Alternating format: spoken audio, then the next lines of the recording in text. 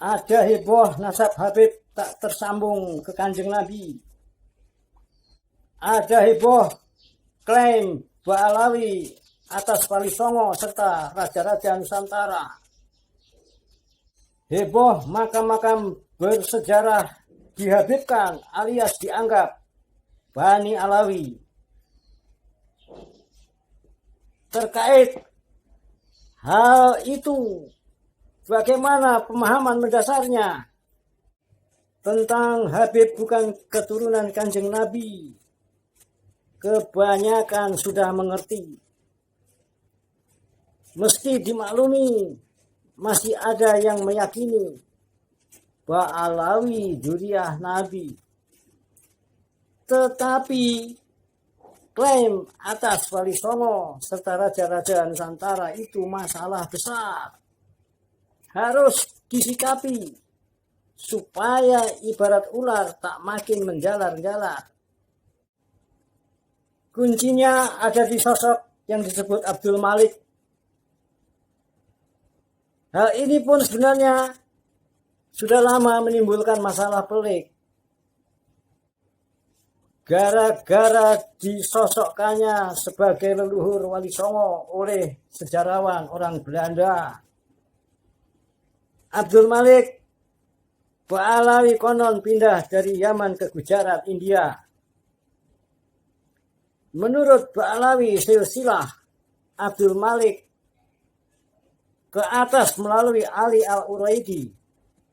Silsilah Wali Songo versi ini sudah lebih 100 tahun diyakini oleh banyak kalangan.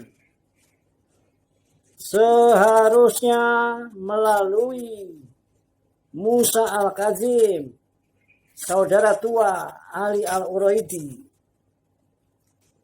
Ini bagian mendasar yang harus benar-benar dipahamkan. Ada keturunan Ali Al-Uraidi yang berkedudukan di Gujarat, India. Menurut Ba'alawi, itulah dia yang disebut Abdul Malik. Ada keturunan Musa Al-Kazim, yaitu Jalaluddin Al-Bukhari di Kesultanan Delhi, di India juga. Lalu mengapa di atas dikatakan terkait Abdul Malik timbul masalah pelik? Baiklah, mari sejenak kembali ke sekolah terlebih dahulu. Saya lulus SMA sudah lebih 40 tahun yang lalu. Ingat apa-apa yang disampaikan oleh bapak atau ibu guru. Katanya Islam masuk di bawah pedagang-pedagang Gujarat. Bukankah begitu? Sebetulnya dengan sedikit kecerdasan saja hal itu bisa dimentahkan. Mana mungkin pedagang Gujarat mengislamkan Nusantara? Tidak mungkin orang pinggiran mempengaruhi istana pusat kerajaan. Rupanya sudah lama berlangsung pembodohan berencana. Sementara Wali Songo bisa membuat masyarakat luas secara massal berikrar. Dakwahnya dengan kearifan keluarga, kerajaan-kerajaan besar. Wali Songo bisa membuat kreasi kegiatan-kegiatan budaya demi dakwahnya.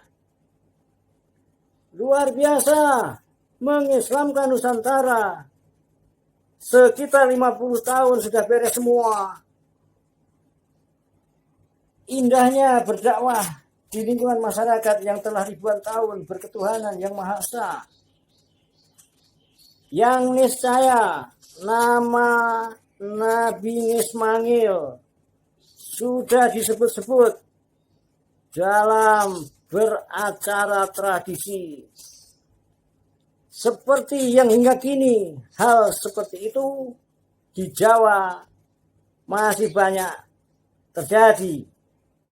Tentu berkat keturunan Nabi Ismail yang datang tahun 78 Masehi, yaitu Aji Saka.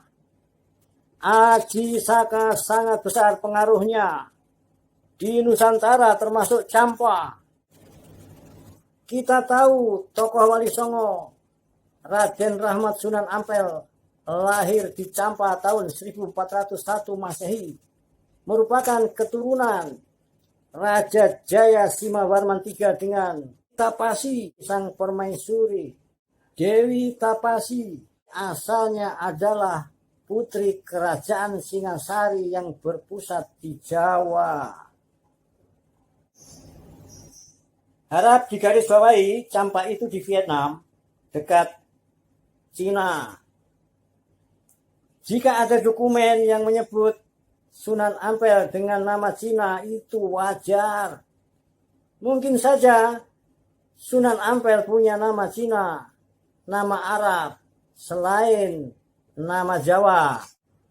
Yang pasti dakwah Wali Songo berkaitan dengan kearifan tradisi pusat yang besar. Ibunda Sunan Ampel punya saudara yang menjadi permaisuri Raja Majapahit. Kerajaan Majapahit merupakan kelanjutan dari kerajaan Singasari. Raden Rahmat Sunan Ampel pun tak lain keturunan Singasari. Sunan Ampel, Ibrahim Asmarakandi, dan Syekh Jumadil Kubro menjadi keluarga Majapahit. Oleh karena itu, jejak leluhur yang di India dapat dipastikan juga dari kalangan kerajaan. Tentu bukan Abdul Malik Ba'alawi, melainkan Jalaluddin Al-Bukhari di Kesultanan Delhi. Jelas klaim Ba'alawi atas makam-makam bersejarah itu membahayakan kehidupan. Patut dapat diduga merupakan upaya penghancuran sejarah bangsa Indonesia yang sejati. Tradisi pusat yang besar akan dihancurkan dengan tradisi pinggiran yang kecil. Waspadalah! Waspadalah! Jangan berselimut! Bangun! Bangkit! Cerdaskan bangsamu. Salam bahagia.